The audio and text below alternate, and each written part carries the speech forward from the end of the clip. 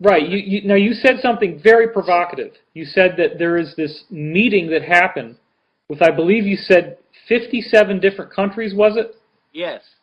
And this happened in Monaco? Yes, and it was taken on board a ship, which was went into international waters. And according to two witnesses, Senator Jay Rockefeller, showed up and tried to break into the meeting, and he was physically ejected. And that two black helicopters appeared above the ship during the meeting, and they were chased away by Harrier jets, okay? Now, these black helicopters would be like Apaches with weapons on them? I don't know the details. No, I just heard that there were two helicopters and that there was a danger they were going to use some kind of electromagnetic weapon against the ship. And like scalar technology kind of stuff, yeah. Yeah, I don't know. And they were chased away by two Harrier jets. Wow. U.S. military jets. So now, if they had succeeded with those helicopters, what do you think might have happened there? Would everybody have just died?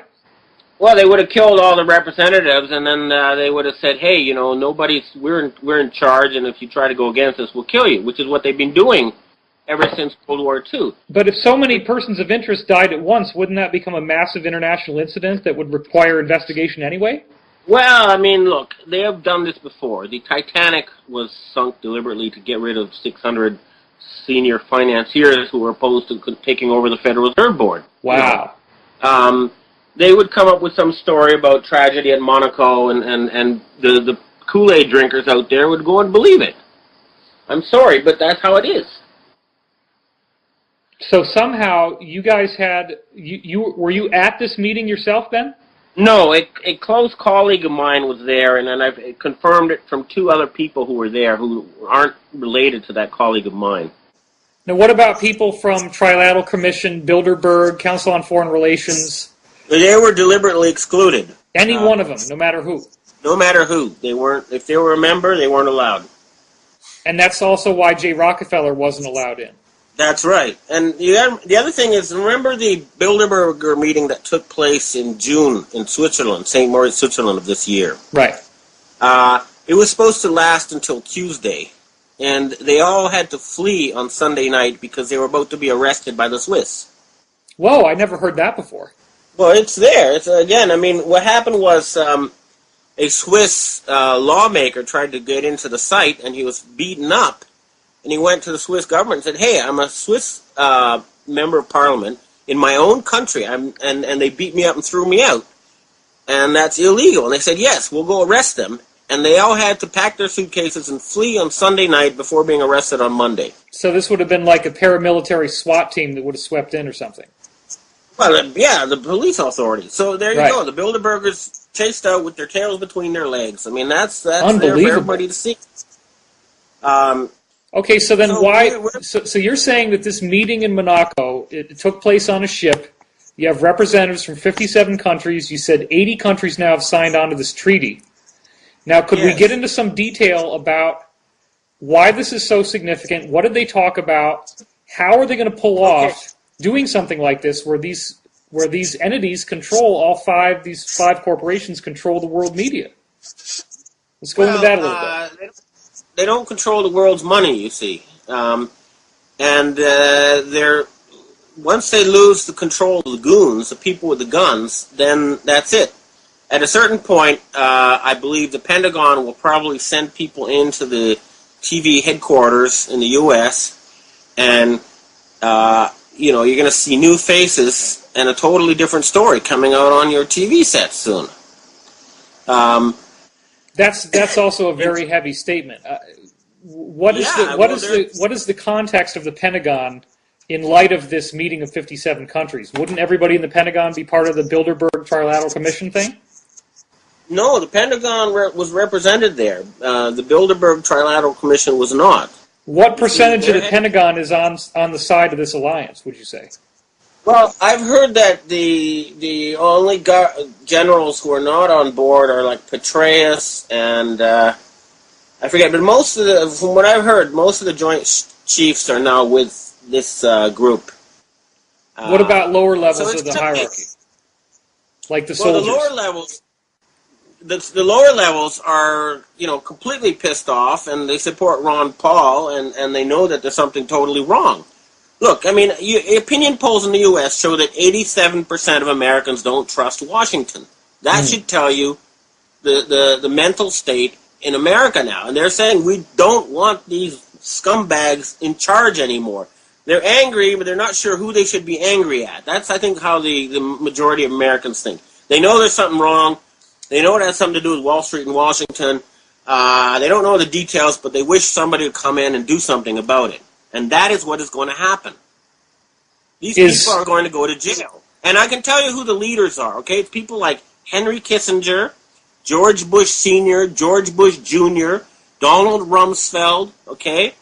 Paul Wolfowitz, Tony Blair.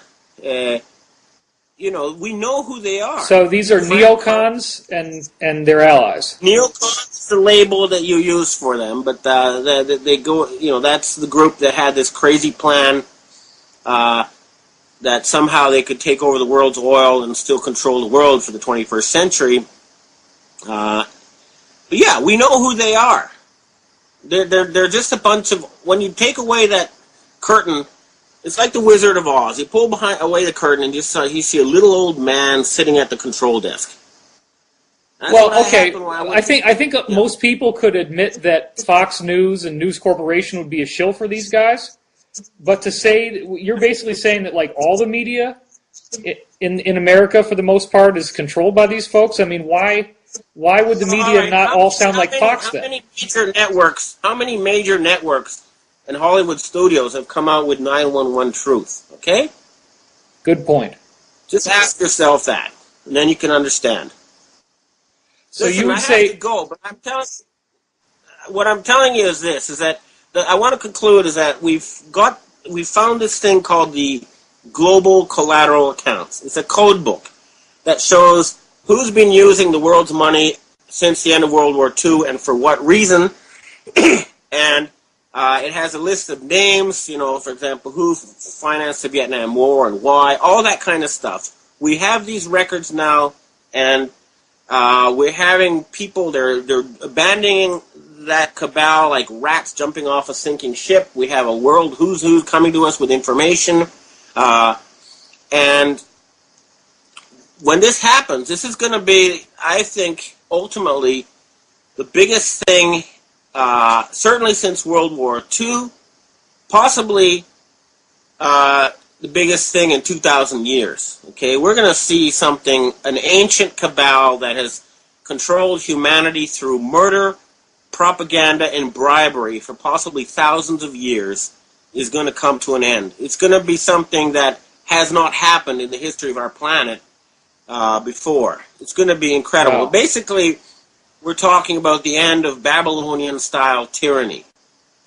That's how far it goes back.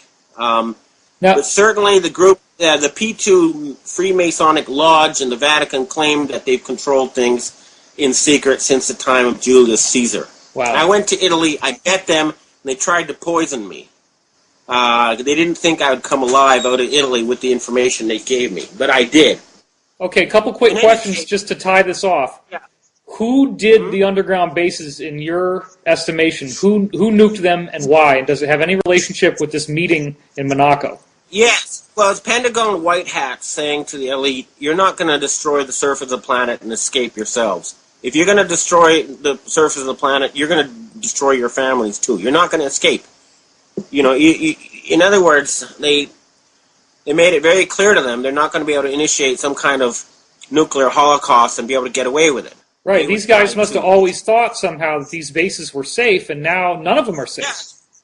Yeah, they had their greenhouses and their food supplies and their big screen TVs and their supply of women, and they thought, it's like Dr. Strangelove, we'll hide in our tunnels with our young ladies while everybody else up in the surface dies, and we'll come out, we'll take over the planet, and we'll breed like rabbits, Well, it ain't going to happen, okay?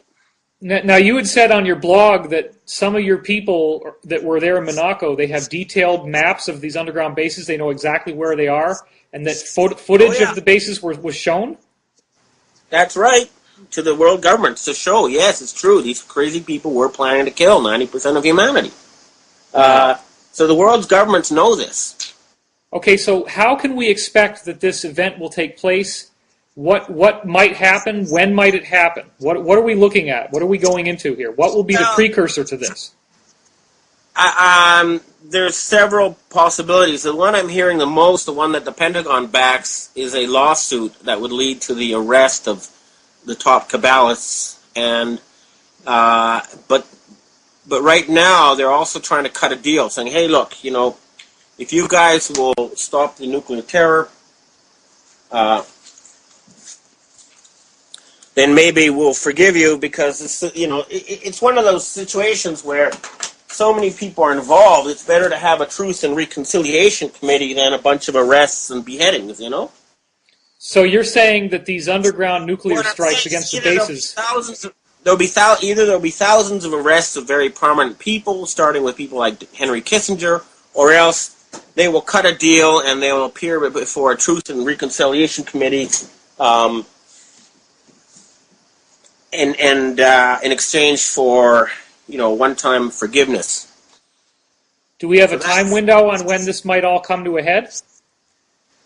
Well, it's a war. I mean, who knows what crazy stuff they'll do next, but it could be as early as this fall. It could be as late as next summer, okay? I don't have a precise date. Okay. But, you know, I'm hearing we're pretty close now. Do you think the failure of the Russian airplane that had their entire hockey team was in any way related to this war? It's possible, but, you know, generally they would rather get a bunch of generals than hockey players, okay? You know, there was a crash off the coast of Brazil that was involved with this, I know, but I don't know about the hockey players. Okay, so just in summary then, could you paint a picture of, let's assume that this happens, let's assume that these 80 countries get what they want. What kind of, just paint the picture of what happens and where do we go as a planet and how is it going to take us to get there? Well, look, I mean,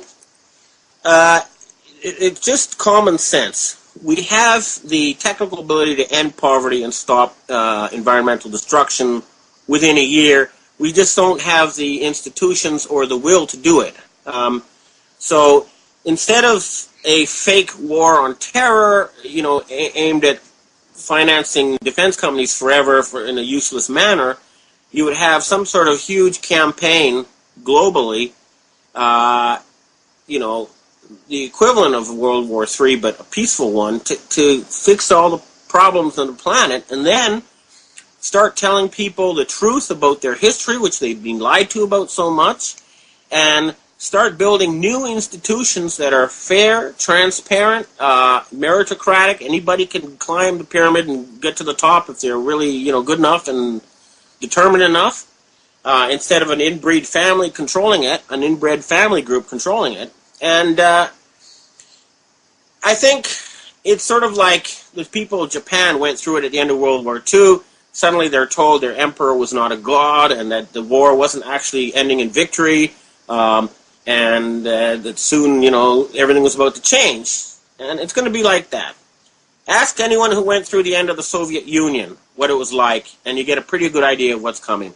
But unlike the end of the Soviet Union, it's not going to be followed by hardship or poverty. It's going to be followed by an era of unprecedented prosperity and happiness. Okay? I got to go. Great. Thank you so much.